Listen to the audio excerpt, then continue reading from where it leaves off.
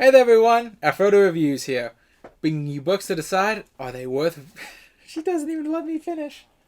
She knows the moment I start saying things like that, she's got to come up and get in my face. You know, you're the one who wants to be in here so bad. You can't overreact.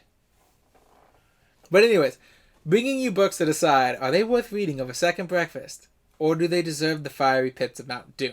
It's my birthday!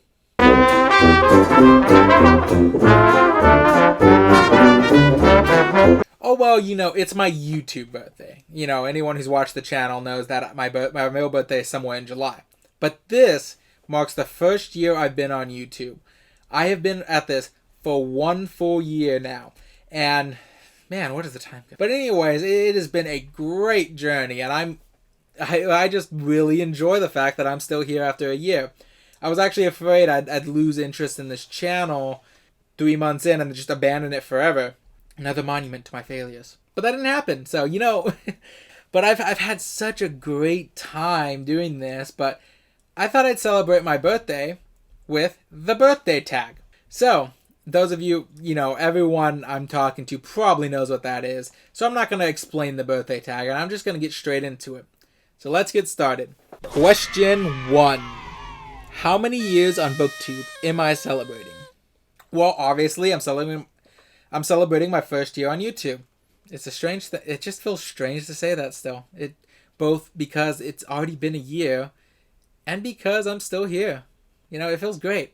Number 2. How have I changed from my first video to now? In preparation for this question, I actually went back and watched my first video, and then I went back and watched my most recent video. At least my most recent review. And I gotta tell you guys, to me, the differences are night and day. Now, initially, I was going to answer this question with a more impersonal response, talking about how much better my editing has gotten, my better camera equipment, how I've changed my review styling. But honestly, I'm going to go more into the personal things. Number 1 being that I'm definitely more confident in front of the camera. Like, you can kind of tell watching my first video that I had no idea how to act while I was on camera. And it was just my anxiety was kind of the entire time I was talking. So you could just kind of tell I was sitting here like this. Hello, my name is Afrodo Reviews, and I didn't actually have that saying back then, but that's not the point. I'm Afrodo, and I review books. I believe that in every book there's an adventure that must be had, even the bad ones. And it's my choice. But I'm also way more confident in my general video making skills as well. That being, my first video that I ever made, I think I've talked about this before, but when I first recorded Dorothy Must Die, that review, I re-recorded it 4 times. And every time it was about an hour or longer. So that was about 4 times I spent an hour talking in front of this camera. My throat was dead, by the way, by the end of that day. Like, I did not talk for a couple hours afterwards. Not that I had very many people to talk to, but that's not the point. Let's not bring up my issues. We're talking about my growth. You know what? That's not even going into the general editing process. When I first started, I was happy with just doing the bare basics. Just editing out the long silences or the most egregious sense of repetitions or tangent. Nowadays, I'm glad to say I have a way higher standards. I edit out the silences, I add in stuff that makes it more interesting. I'm not just happy doing the bare minimum anymore. I feel like my editing skills have truly evolved. I'm not going to say that I'm a master editor, don't get me wrong. But if I had to choose editing me now and editing me back then, it would be me now every time. Number 3. What has kept me motivated in making the video? Truth be told, my community. I know compared to a lot of others, it's not a very big community, but honestly, you guys are just great. You guys are some of the most positive, loving people I've ever met on the platform. Everyone here is just so supportive. And every time I start feeling down, one of you always seems to say something that just brings my spirits back up. Either, to me directly or just in general on your own videos and stuff. And it's just been a really great time being in this niche. If I had ever had any regrets of choosing books as my niche, it's always dashed when I see how just great of a community the Booktube community is. There are still some people out there, like that 160th subscriber, You kept subscribing, and then unsubscribing, and then subscribing, and then unsubscribing, and like, why did you have to play with my heart so much? It also helps that I really love reading. Question 4. What are 3 of my favorite videos that I've made in the past year, and why? So considering this is all my videos, my 3 most favorite videos so far have been 1, in no particular order by the way, have been 1, the horror anthology that killed Afrodo. Now that was the first time I'd really done an anthology series, and it was very spur of the moment. I wasn't actually expecting to do a full video on the series. I was actually considering reading them and only talking about the ones that were either really bad or really good. But after I read the Horror Quickies Volume 4, I knew I had to talk about it as a whole. I couldn't just settle for talking about it, just talking about the worst, because, like, while I would have brought up the worst, like, I still laugh when I think about that. I just had to talk about it, and making the thumbnail was admittedly the most fun one of the most fun I had making a thumbnail. I've definitely had better thumbnails that I enjoy the most. The second was the Devil's Puppet video. Now that one I had the most fun making because that was about the time when I got my new mic, and I was actually having a lot of fun doing the voices for the puppet and, you know, making fun of the fact that a grown man kept getting beat up by a 2-foot, 3-foot tall puppet, which, by the way, was never stated to have supernatural powers until the very end. Like a supernatural strength at the very least. So it was just a very fun review to make. It was a very fun review to film. It was a very fun review to just do everything about, and I had a lot of fun. Finally, it was actually the Minecraft The Island review. Now this one was the funnest video I had in a while. It gave me an excuse to go back and play online with all my real life friends again, to capture the footage. I had a lot of fun, as much as it shattered my fingers, making all those title cards, that little library I filmed in, the report, like all that. I had a lot of fun making it, and it was one of those videos that pushed me to adapt rather than just doing my normal style, and that was very good. I enjoyed it. I also enjoyed the fact that I actually had a commenter who I had a fun debate with. It also that video helped that fact that I could have an actual Mount Doom, and I actually threw that book into lava. So that was fun. Question 5. What's my most popular video? Surprisingly, it's still Magic Kingdom for Sale Sold by Terry Brooks, or How to Take a Fantastic Concept and Make It Painfully Average. I say this is surprising not because I'm not happy with it, but because of all the videos, I would say that one has the most technical problems behind its making. I was just experimenting with the lighting, so it's kind of dark. My mic was going out about that time, so it only recorded the left audio, and I had nowhere near the amount of editing experience I have now, so I didn't know how to fix that in post, so you pretty much only hear me on the left side. And just that there were a couple other things, and it's just, color me surprised at the fact that this video is, I think at the time of recording this, at about 360 views. Might be more. So it surprises me that it's so high up there, and maybe it was the title, but it didn't even start off that great. It actually sat at like 50 or so views for the longest while, then just out of nowhere it went. I'm like, I remember the day I checked, and I'm like, okay, so that's got that many views. That's got what the, and yeah, it just feels weird knowing that my 4th video I ever made was one of my most popular. Number 6. What did I struggle with on Booktube, and how did I overcome it? I would honestly say that the biggest struggle that I had on Booktube was learning how I wanted to do my reviews properly. This is very obvious if you've been watching me from the beginning, but in my first reviews, I tried to do more of a walkthrough of the book. I would go through the book step by step, giving you a synopsis, while occasionally stopping and then talking about what I felt worked and what I felt didn't at that time. I felt it worked somewhat well for the books I did it for, but when I reached Magic Kingdom for Sale, I sort of realized that couldn't work with that, because the book was, again, painfully average for a concept that was so fantastic. What I'd basically be saying is, this happened. That wasn't very interesting. This happened. That wasn't very interesting. About that time, I tried to change it and adopted that more segmented and organized style.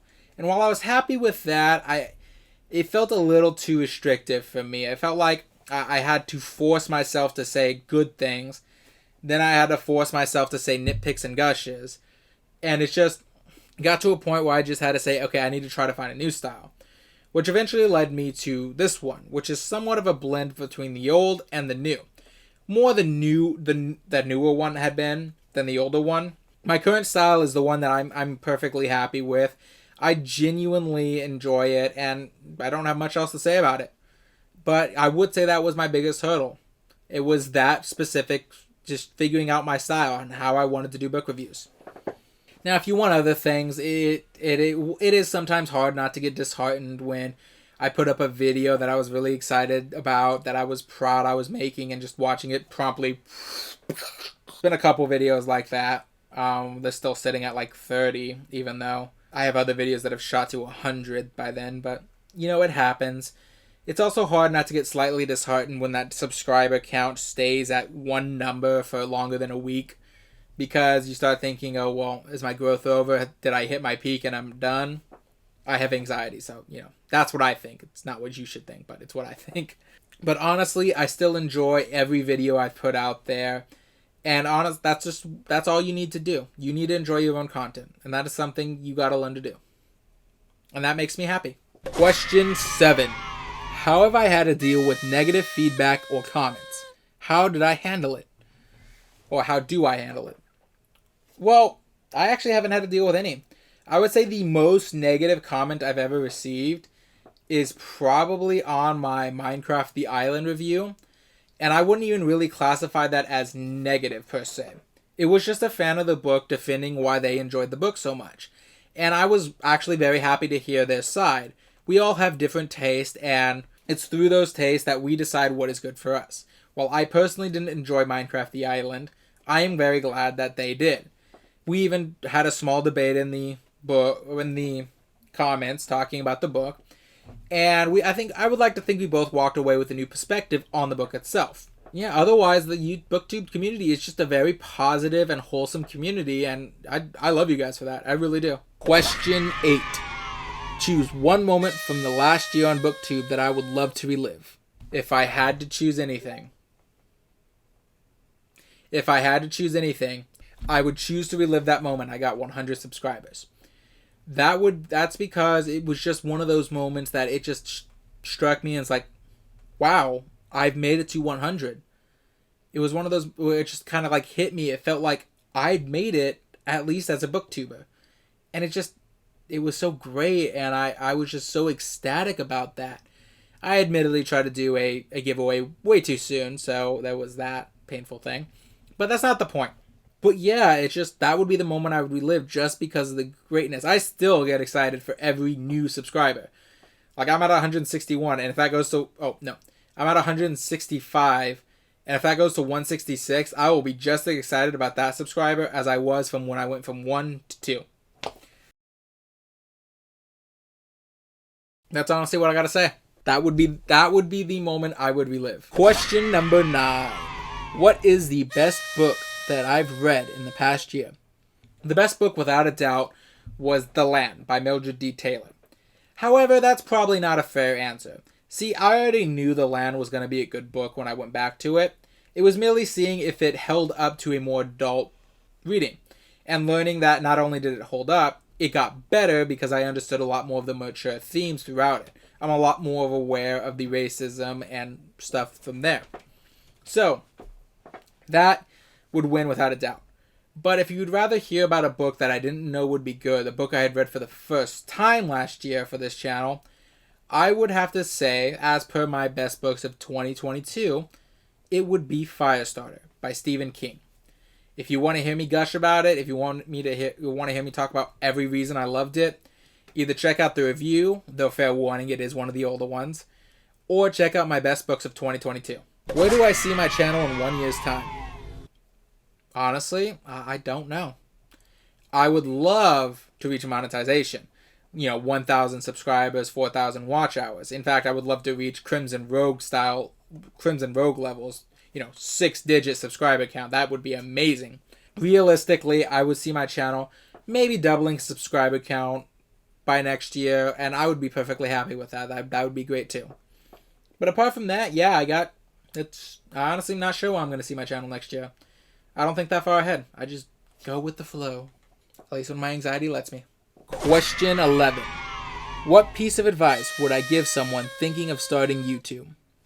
I have 2 pieces of advice that I always give out to people who are asking what they should know going into YouTube. The first piece of advice: YouTube is a marathon, not a sprint. When you get into YouTube, you cannot expect to blow up. You are not just gonna you're not gonna put out your second video and suddenly you're in 2,000, 3,000 subscribers. It's not gonna happen. That's why I say it's a marathon, not a sprint. You gotta be ready to tough it out for a while as you slowly grow, as you slowly build that community. And that is why it's very important to get into it doing something you love. You are making videos for yourself to start. And if you aren't making videos for yourself, if you're just making videos with the idea that one day you'll be YouTube famous, you're not going to have a very good time on this channel, on this platform. You have to make videos for you.